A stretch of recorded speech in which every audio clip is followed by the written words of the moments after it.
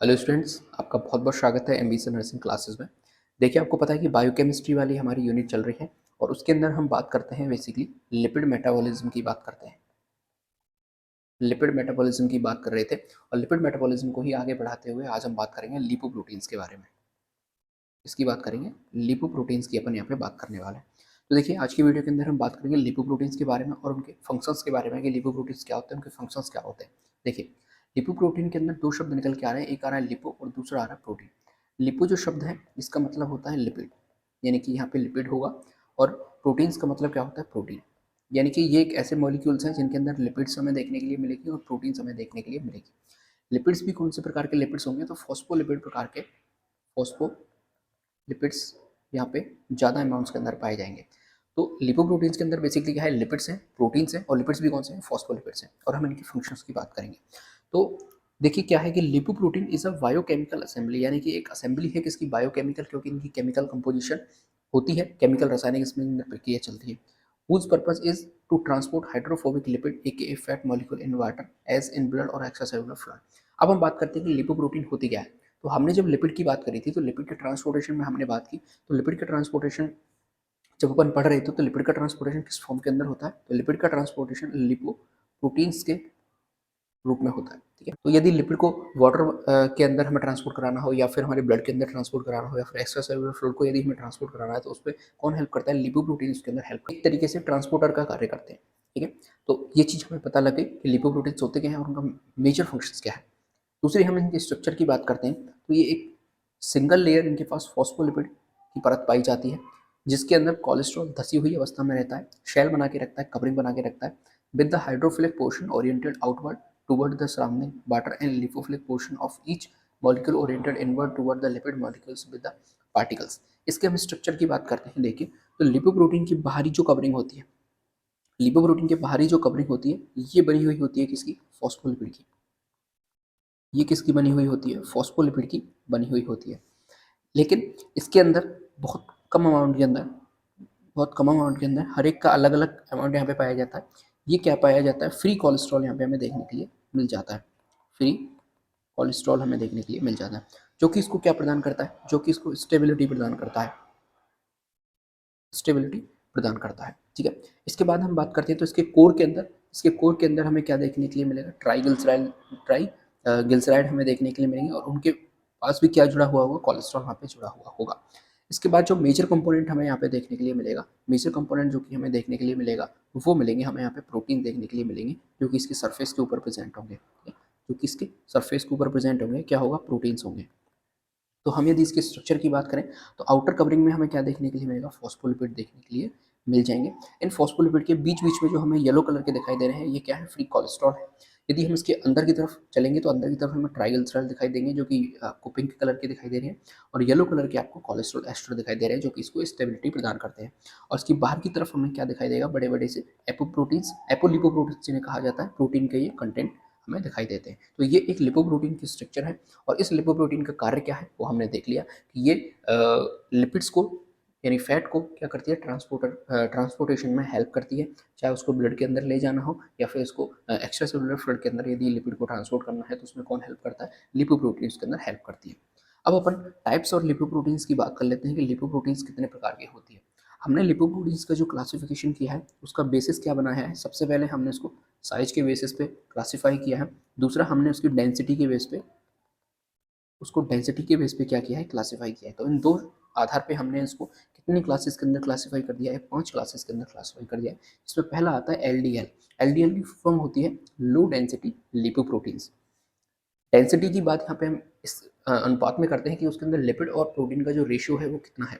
यदि किसी लिपोप्रोटीन्स के अंदर डेंसिटी, यानी कि प्रोटीन और जो आपका कोलेस्ट्रॉल है, या फिर सॉरी, यदि वही फॉस्फोलिपिड और प्रोटीन का परसेंटेज है, वेट परसेंटेज है, या फिर हम कहें डेंसिटी है, रेशियो है, बहुत ज़्यादा है, तो उससे अपन कहेंगे उसकी डेंसिटी बहुत ज़्यादा है। लेकिन वो कम है तो उसकी डेंसिटी हम कम कहेंगे।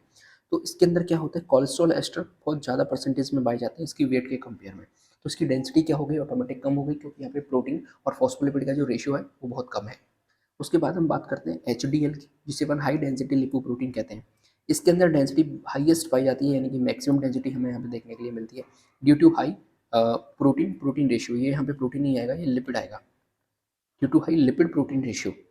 तो जो लिपिड प्रोटीन रेशियो है वो क्या है, बहुत ज़्यादा हाई है, हाईएस्ट है, इसलिए अपन इसे हाई डेंसिटी लिपोप्रोटीन कहते हैं। उसके बाद बात आती है काइलोमाइक्रोन की। काइलोमाइक्रोन साइज़ के अंदर हम बात करते हैं जो लार्जेस्ट होता है, तो एच साइज़ के अंदर क्या हो जाएगा, स्मॉलेस्ट हो जाएगा। एच क्या हो जाएगा, स्मॉलेस्ट हो जाएगा, तो काइलोमाइक्रोन क्या हो जाएगा, लार्जेस्ट हो जाएगा। इसके बाद हम बात करते हैं इसकी लोएस्ट डेंसिटी हमें देखने के लिए मिल जाती है। क्यों इसके अंदर लो डेंसिटी मिलती है, क्योंकि इसके अंदर जो हाई लिपिड प्रोटीन रेशियो होता है बहुत ज़्यादा हाई होता है। इसके बाद हाईएस्ट ट्राइग्लिसरॉल परसेंटेज हमें यहाँ पे देखने को मिल जाता है। BLDL की हम बात करते हैं, इसकी फॉर्म होती है वेरी लो डेंसिटी लिपोप्रोटीन्स, या फिर हम बात करें second highest triglycerol percentage of weight. IDL की हम बात करते हैं तो इंटरमीडिएट डेंसिटी लिपोप्रोटीन, यानी कि इसके अंदर बीच का सा डेंसिटी है लिपोप्रोटीन्स के में देखने को मिलती है। ठीक है, एक की हम डिटेल के अंदर बात करेंगे। पहले हम इसका क्लासिफिकेशन देख लेते हैं अकॉर्डिंग टू साइज। साइज के अकॉर्डिंग यदि हम इसकी क्लासिफिकेशन को देखने के लिए जाएँ तो क्या क्या हमें समझ में आता है वो चीज़ देखिए। यहाँ पे आप देखेंगे तो इसके अंदर बढ़ रही है क्या डेंसिटी, ऊपर की तरफ कम हो रही है डेंसिटी, ऊपर की तरफ जा रहे हैं तो कम डेंसिटी हो रही है, नीचे की तरफ डेंसिटी क्या है, बहुत ज़्यादा है। इधर की तरफ यदि हम जाएंगे तो इधर की तरफ आपको पार्टिकल डायमीटर बढ़ता हुआ प्रतीत होगा, यानी कि यहाँ पे ये बढ़ रहा है। सबसे पहले नंबर पर हम बात करते हैं HDL की। तो HDL के अंदर हम यदि डेंसिटी के एक्सेस पे देखते हैं तो एक्सेस पे इसकी डेंसिटी क्या है, हाई डेंसिटी हमें इसकी दिखाई दे रही है। और दूसरा यदि हम इसके साइज़ की बात करते हैं तो स्मॉलेस्ट साइज़ यहाँ पे हमें इसकी दिखाई दे रही है। तो HDL क्या होगा, जिसकी डेंसिटी हाई है, और इसके नाम से भी हमें क्लियर हो रहा है कि हाई डेंसिटी लिपोप्रोटीन, लेकिन ये साइज़ के अंदर क्या होगा, सबसे स्मॉलेस्ट लिपोप्रोटीन्स होगी। दूसरे नंबर पे हम इसकी बात करते हैं तो ऊपर की तरफ डेंसिटी घट रही है, यानी कि यहाँ पे अब जो LDL आएगा इसकी डेंसिटी कम होगी, लेकिन यहाँ पे हम देखें तो साइज़ थोड़ी सी बढ़ गई है, इधर की तरफ साइड बढ़ रही है। तो यदि हम लो डेंसिटी लिपोप्रोटीन की बात करते हैं तो HDL से इसकी डेंसिटी कम होगी, ठीक है, लेकिन इसकी साइज HDL से क्या होगी, ज़्यादा होगी। इसी तरीके से हम यदि IDL की बात करते हैं तो यहाँ पे यदि इसको कंपेयर करें तो देखिए डेंसिटी यहाँ पे इसकी और कम हो जाएगी और साइज इसकी और थोड़ी सी बढ़ जाएगी। तो IDL की फुल फॉर्म क्या होगी, इंटरमीडिएट डेंसिटी लिपोप्रोटीन, यानी कि बीच किसी लिपोप्रोटीन की डेंसिटी हमें देखने को मिल जाएगी। डेंसिटी कम हो जाएगी, लेकिन डेंसिटी कम हो जाएगी और साइज़ की बढ़ जाएगी। इसी तरीके से हम VLDL की बात करते हैं तो यहाँ पे देखिए इसकी डेंसिटी और हमें कम देखने के लिए मिलेगी और साइज इसकी थोड़ी सी और बढ़ जाएगी। तो इसका नाम क्या हो गया, वेरी लो डेंसिटी लिपोप्रोटीन। ठीक है, डेंसिटी कम हो गई लेकिन साइज इसके अंदर बढ़ गई। सबसे अंतिम जो लिपोप्रोटीन हमें देखने के लिए मिलेगी, बिल्कुल लो डेंसिटी वाली, यानी कि सबसे कम डेंसिटी की लिपोप्रोटीन हमें देखने को मिलेगी, और सीधी सी बात है इसकी साइज़ बहुत ज़्यादा हो जाएगी। इसको आप इस तरीके से समझिए कि कोई छोटी सी चीज़ है, ठीक है, उसके अंदर यदि हमें बहुत ज़्यादा डेंसिटी देखने के लिए मिलेगी, बहुत ज़्यादा हम उसको डेंस कर देंगे, एक जगह पास-पास यदि उसके मॉलिक्यूल आ जाएँगे, तो सीधी-सी बात है उसकी साइज़ क्या हो जाएगी, बहुत कम हो जाएगी। लेकिन हम यदि उसके मॉलिक्यूल को दूर-दूर कर देंगे, उसके मॉलिक्यूल ऐसे दूर-दूर हमें दिखाई देंगे, तो ऑब्वियस सी बात है कि वहाँ पे उसकी डेंसिटी क्या हो जाएगी, कम हो जाएगी, लेकिन उसकी साइज़ का जो रेशियो है वो बहुत ज़्यादा बढ़ जाएगा। इस तरीके से आप इसको समझ सकते हैं। तो ये 5 टाइप है, पहला है HDL, दूसरा LDL, तीसरा IDL, चौथा BLDL और पाँचवा क्या है, काइलोमाइक्रोन। एक-एक की हम यहाँ पे डिटेल के अंदर बात करते हैं। देखिए, सबसे पहले ही हमारे सामने आ जाता है काइलोमाइक्रोन। इसकी हम बात करते हैं, सबसे पहले डेंसिटी को ही ले लेते हैं अपन, ठीक है। डेंसिटी क्या है इसकी, लेस डेंस है ये, कितना है 0.95 ग्राम पर ml, और डेंसिटी क्या है इसकी, लोएस्ट डेंसिटी है, ठीक है। यदि हम इसकी साइज़ की बात करते हैं, उसका डायमीटर रेंज कितना होता है, 100 से 1000 नैनोमीटर इसका डायमीटर होता है। तो इसकी साइज़ क्या होगी, इसकी लार्जेस्ट साइज़ हमें देखने के लिए मिल जाती है, यानी कि साइज़ के अंदर ये लार्जेस्ट होती है और डेंसिटी के अंदर ये लोएस्ट होती है। केमिकल कंपोजिशन की बात करते हैं कि क्या क्या इसके अंदर कंपोनेंट हमें केमिकल देखने के लिए मिलेंगे। तो ट्राइग्लिसरॉल जो कि इनका बेस बनाता है, वो कितना है, 84% हमें देखने के लिए मिलते हैं। फॉस्फोलिपिड की बात करते हैं तो 7% हमें देखने को मिलता है। कोलेस्ट्रॉल की बात करते हैं तो 2%, और प्रोटीन हमें 2% देखने के लिए मिल जाता है।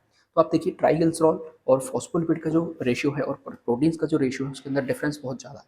डिफरेंस बहुत ज़्यादा है तो सीधी सी बात है इनकी साइज़ क्या हो जाएगी, बहुत ज़्यादा बढ़ जाएगी, और डेंसिटी क्या हो जाएगी, बिल्कुल कम हो जाएगी।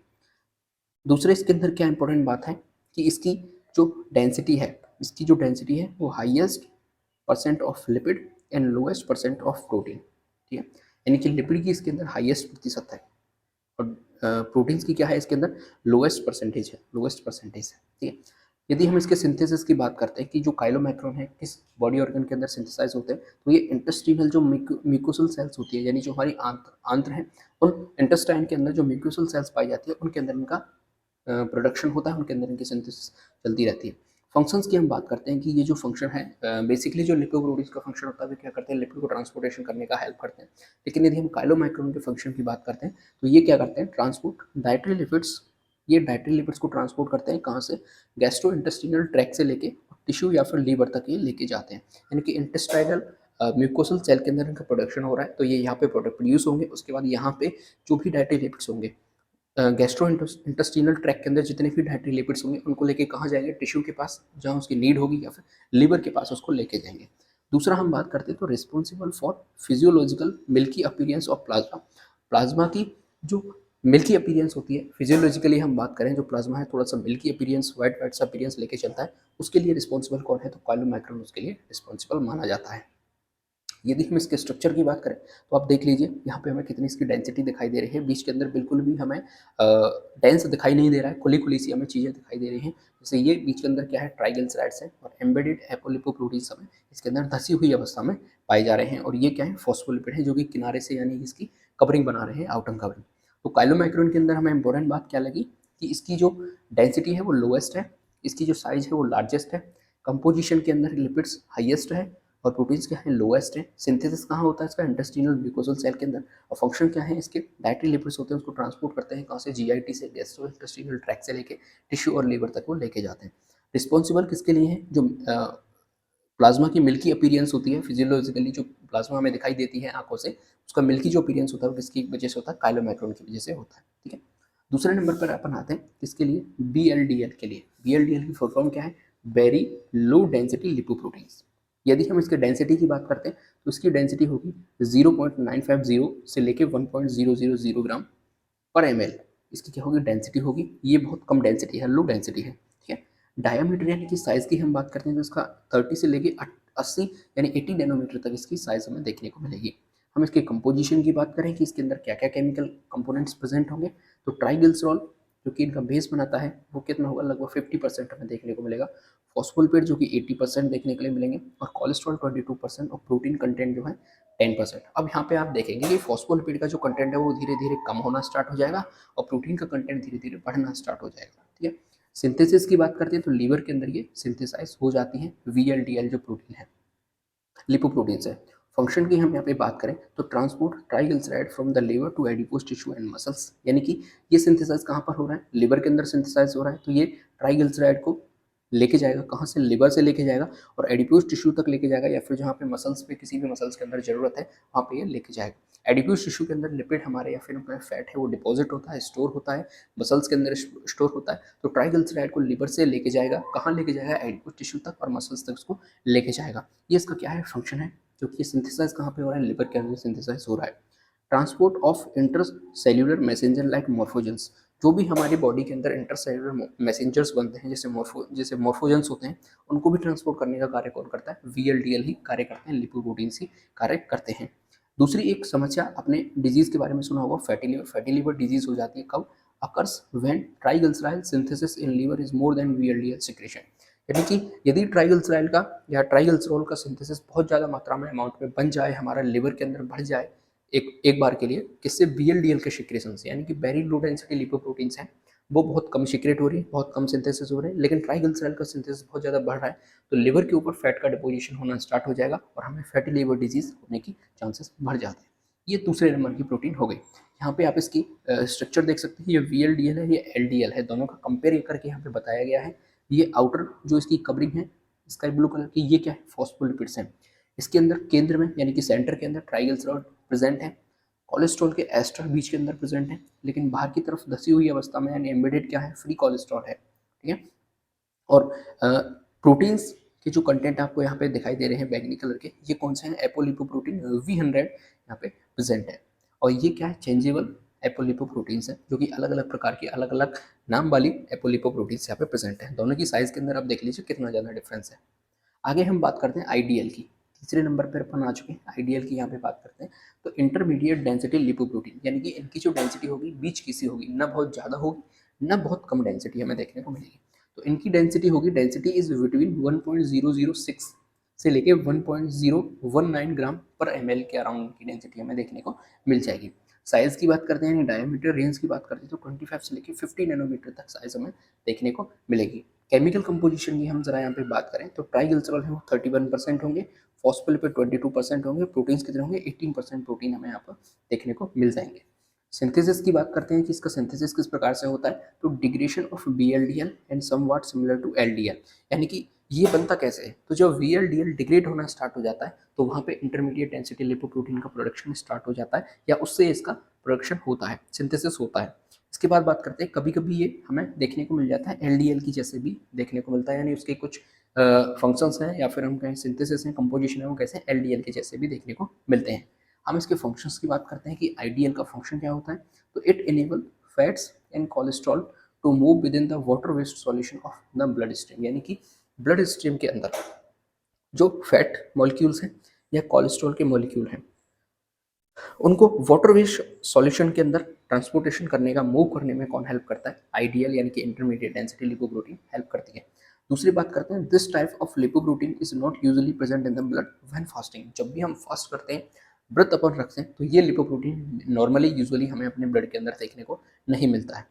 मेजर जो इसका फंक्शन है वो क्या है कि फैट और कोलेस्ट्रॉल को मूव कराता है within the water waste solution of blood stream, blood stream के अंदर यदि कोई वाटर वेस्ट सॉल्यूशन प्रेजेंट है, हमें पता है ब्लड के अंदर वाटर वेस्ट सॉल्यूशन ही हमें देखने को मिलता है, प्लाज्मा देखने के लिए मिलता है, उस प्लाज्मा के अंदर फैट्स या कोलेस्ट्रॉल को मूव कराने में कौन हेल्प करता है, आइडियल हेल्प करता है, इंटरमीडिएट डेंसिटी लिपोप्रोटीन हेल्प करती है। ठीक है, अगले की तरफ अपन बढ़ते हैं, फोर्थ नंबर का पॉइंट हमारे सामने आता है, फोर्थ नंबर पे कौन सा है, लो डेंसिटी लिपोप्रोटीन। अब तो डेंसिटी की हम बात करते हैं, यहाँ पे डेंसिटी देखिए 1.019 से लेके 1.063 ग्राम पर ml के अराउंड इसकी डेंसिटी होती है। साइज की बात करें, डायमीटर रेंज की बात करें तो 18 से लेकर 28 नैनोमीटर तक इसकी साइज होती है। कंपोजिशन की हम बात करते हैं, केमिकल कंपोजिशन के अंदर तो ट्राइग्लिसरॉल 4% घट गया, फॉस्फोलिपिड 21% और प्रोटीन्स जो है 25%। अब यहाँ पे देखिए फॉस्फोलिपिड और प्रोटीन्स का अमाउंट, फॉस्फोलिपिड के कंपेयर में प्रोटीन्स का अमाउंट थोड़ा सा इंक्रीज होना स्टार्ट हो जाता है।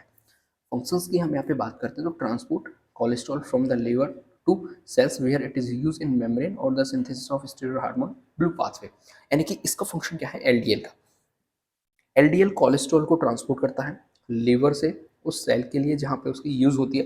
जैसे मेम्ब्रेन की हम बात करते हैं, कोई भी सेल है, सेल की प्लाज्मा मेम्ब्रेन है, ठीक है, सेल की मेम्ब्रेन है या सेल के ऑर्गेनेल्स की मेम्ब्रेन है, उस मेम्ब्रेन को बनाने के लिए कौन हेल्प करता है, कौन हेल्प किसकी ज़रूरत होती है, कोलेस्ट्रॉल की ज़रूरत होती है। उस कोलेस्ट्रॉल को ट्रांसपोर्टेशन का काम कौन करता है, लो डेंसिटी लिपोप्रोटीन काम करता है। और the synthesis of steroid hormone, steroid hormone के सिंथेसिस में भी कौन हेल्प करता है, लो डेंसिटी लिपोप्रोटीन यानी कि एलडीएल हेल्प करता है। और पाथवे, यदि कोई पूछे कि ये पाथवे क्या होता है स्टीरॉयड हार्मोन के सिंथेसिस के लिए, कौन सा पाथवे होता है, तो वो पाथवे कौन सा है, ब्लू पाथवे है। ये चीज़ आपको ध्यान रखनी है। जो एलडीएल है इसको बैड कोलेस्ट्रॉल कहा जाता है क्योंकि ये खराब किस्म का कोलेस्ट्रॉल है। क्यों होता है, it is an indicator of underlying disease such as atherosclerosis. Atherosclerosis का ये डिजीज़ मानी जाती है क्योंकि ये करता है, क्योंकि बैड कोलेस्ट्रॉल क्यों कहा जाता है, क्योंकि ये हमारी जो आर्टरीज होती हैं उन आर्टरीज के अंदर प्लेग बना देता है। प्लेग का मतलब क्या होता है कि वो एक रोड़ा बना देगा, एक रास्ते के अंदर क्या कर देगा, येलो कलर का प्लेग जमा कर देता है आर्टरीज के अंदर, जिससे कि ब्लड फ्लो आसानी से नहीं हो पाता। उस डिजीज को क्या कहते हैं, एथेरोस्क्लेरोसिस कहा जाता है। इसके अलावा जो अदर कार्डियक डिजीज होती है उनके लिए भी कौन रिस्पॉन्सिबल होता है, लो डेंसिटी लिपोप्रोटीन रिस्पॉन्सिबल होता है, इसलिए इसे क्या कहा जाता है, बैड कोलेस्ट्रॉल कहा जाता है। ठीक है, लो डेंसिटी लिपोप्रोटीन की पिक्चर भी आप यहाँ पे देखिए किस तरीके से, ये फॉस्फोलिपिड के मॉलिक्यूल्स हमें दिखाई दे रहे हैं। ठीक है, इसके बाद ये यहाँ पे ट्राइग्लिसराइड है जो कि इसके सेंटर के अंदर प्रेजेंट है, कोलेस्ट्रॉल एस्टर हमें बीच में दिखाई दे रहे हैं। इसके बाद ये जो आपको अमाउंट दिखाई दे रहा है जो कि इसके अंदर एम्बेडेड है, ये क्या है, एपोलिपोप्रोटीन है और कौन सी है, V100 है।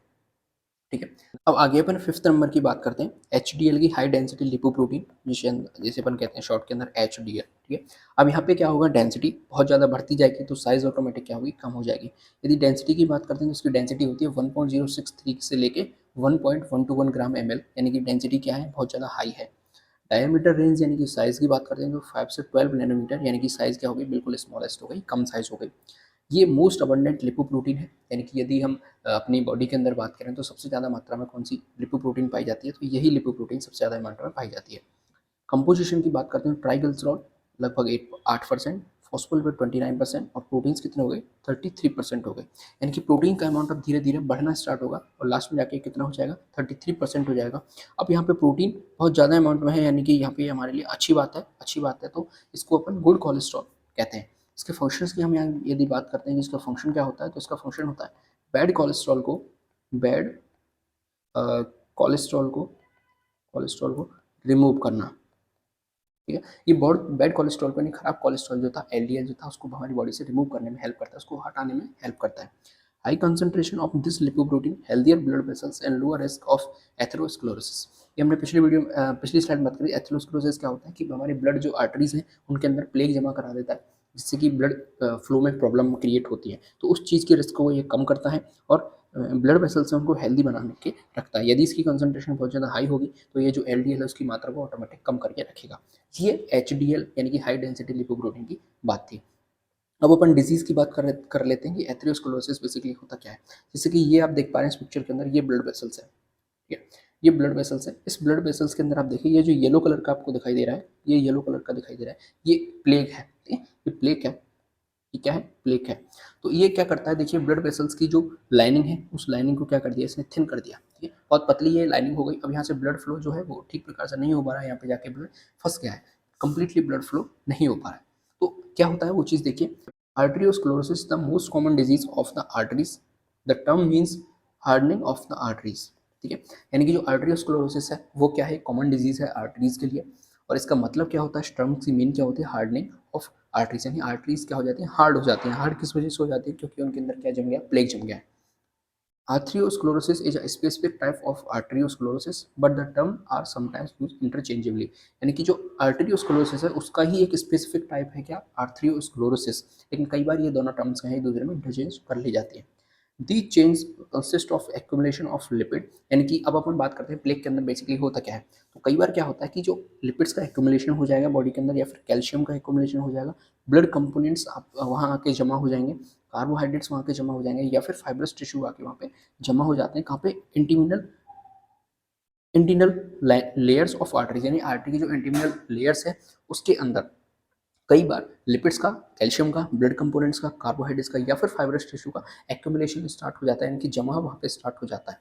These accumulation are refer to as a atheromas या फिर प्लेक्स, ठीक है। इस एक्यूमुलेशन को ही क्या कहा जाता है, अर्थ्रोमास या फिर प्लेग कहा जाता है। Arteriosclerosis usually is preventable and it's treatable, यानी कि इससे प्रिवेंट भी किया जा सकता है, इससे बचाव भी किया जा सकता है, और इसका लास्ट में ट्रीट भी किया जा सकता है, इलाज भी किया जा सकता है। जैसे कि ये पहले नंबर पे जो आपको आर्टरीज दिखाई दे रही है ये बिल्कुल साफ है, सुथरी है, अच्छी आर्टरीज है। धीरे धीरे यहाँ पे एक्यूमुलेशन स्टार्ट होगा, प्लेग का धीरे धीरे एक्यूमुलेशन स्टार्ट होता है, और इस तरीके से वॉल बिल्कुल यहाँ से कवर कर ली जाती है, और लास्ट में जाके इतना प्लेग जमा हो जाता है कि बहुत छोटी सी जगह मिल जाती है ब्लड को फ्लो होने के लिए। और कई बार क्या होता है कि हार्ट के अंदर प्रॉब्लम इतनी क्रिएट हो जाती है, प्लेग बिल्कुल ब्लॉक कर देता है और ब्लड जो है हमारा हार्ट से आगे नहीं जा पाता है, या फिर कई बार हार्ट के लिए ही ब्लड नहीं आ पाता है तो वो पंप करना बंद कर देता है और हार्ट अटैक की समस्या हमें देखने को मिल जाती है। आगे देखिए हम सिम्टम्स की बात करते हैं कि इसके सिम्टम्स क्या क्या होते हैं।